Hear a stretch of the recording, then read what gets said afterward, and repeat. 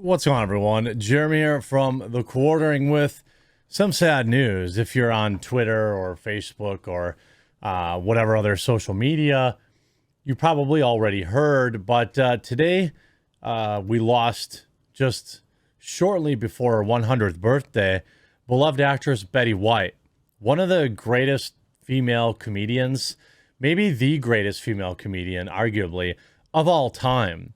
I can't remember a time when Betty White wasn't like America's grandmother or kind aunt. I mean, look, I even got for Christmas. I grew up watching Golden Girls, loved Golden Girls, and I got for Christmas somebody gave me some Betty White mints back in St. Olaf mints, which enjoy the bold Viking flavor after Gene Flugen cake. Yeah. Seems good to me.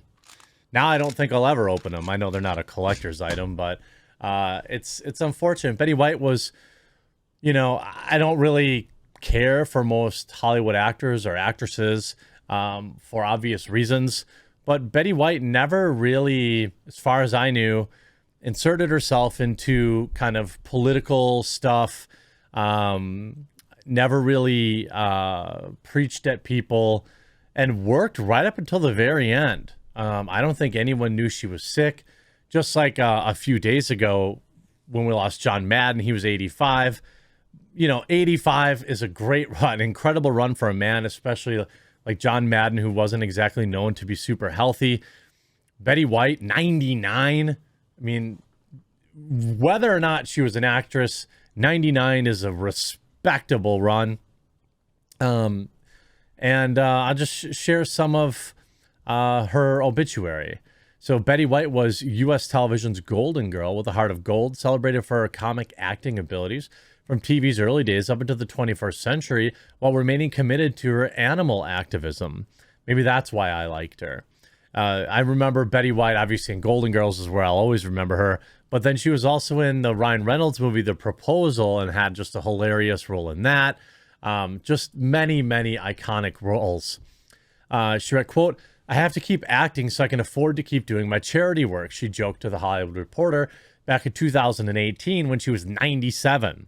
Born in Illinois in 1922, Betty White became one of America's original screen stars, enjoying a career that encompassed 8 decades and earned her many accolades. As an only child, she moved with her family to LA during the height of the Great Depression, and in the late 30s began working as an actress and model. Her fledgling career had to be put on hold, though, during the Second World War, when she went to work with America's Women's Voluntary Services. After the war, Betty White continued her showbiz ambitions with mixed successes before landing her own radio show and then appearing on Al Jarvis's Hollywood on Television variety talk show. Back in 1950s, clearly a burgeoning talent. She took over the reins of a TV show in the early 50s and subsequently nominated for her first Emmy Award for the Best TV Actress back in 1951. It was the new award's first ever category to recognize the achievements of a woman on the TV. Next came the TV sitcom Life with Elizabeth. White kept her profile high with many chat show appearances and met her third husband, Betty, and love of her life, Alan Luden, on the game show Password back in 1961.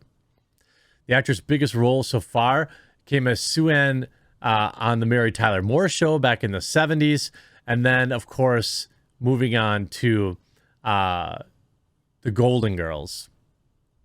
1986 won Emmy for Most Outstanding Comedy, and White scooped up the individual award for Best Comedy Actress. Oh, yeah, and she also had Hot in Cleveland, too, which was back in 2010. So, I mean, Betty White had one of the most incredible careers.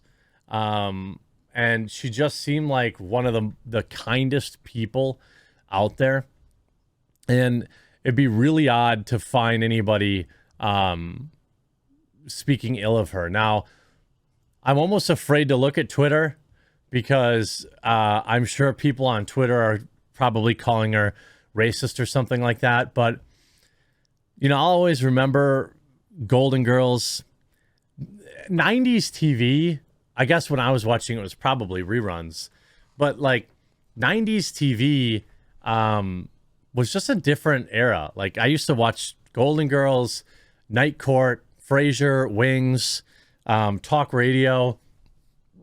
These kind of shows just wouldn't exist anymore. They're too like nuanced or whatever, like the comedies in between the lines or whatever, versus nowadays where you have like Family Guy and all these other shows that are just like surviving on raunch factor.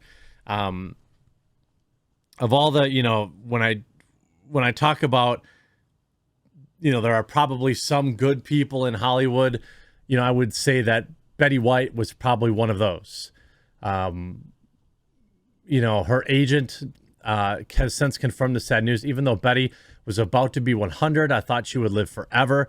I miss her terribly, and so will the animal world that she loved so much. I don't think Betty ever feared passing because she always wanted to be with her most beloved husband, Alan. She believed she would be with him again. The much-loved star had the longest-running career in TV as a female, with a number of screen credits to her name. In 2015, the actress was awarded the Lifetime Achievement Award and said that she felt privileged to still be working as she accepted the prize. She said at the time, I had no idea I'd still be alive at this point, for one thing, but I'd still be privileged enough to be in the business.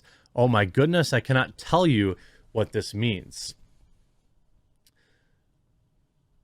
We lost a good one today, boys and girls. The Golden Girls actress also joked in the interview about her former co-star Ryan Reynolds' long-standing crush on her.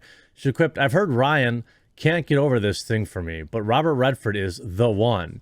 Ryan, who appeared in the rom-com The Proposal with Betty, joked back, I'm absolutely sick of the media exploiting past relationships just to drive clicks.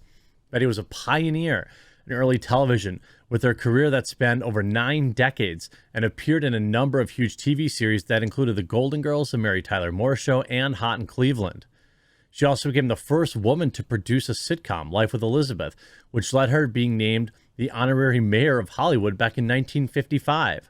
The TV icon was gifted a Guinness World Record in 2018 after her record-breaking 9 decades in the industry.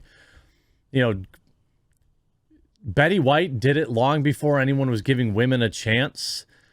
She thrived, and she seemed to remain one of the good ones all the way to the very end. So I think we honor the good ones, and Betty White was absolutely one of them. So I'll put your mints on my set, and I'll be thinking of St. Olaf today on New Year's. Rest in peace, Betty.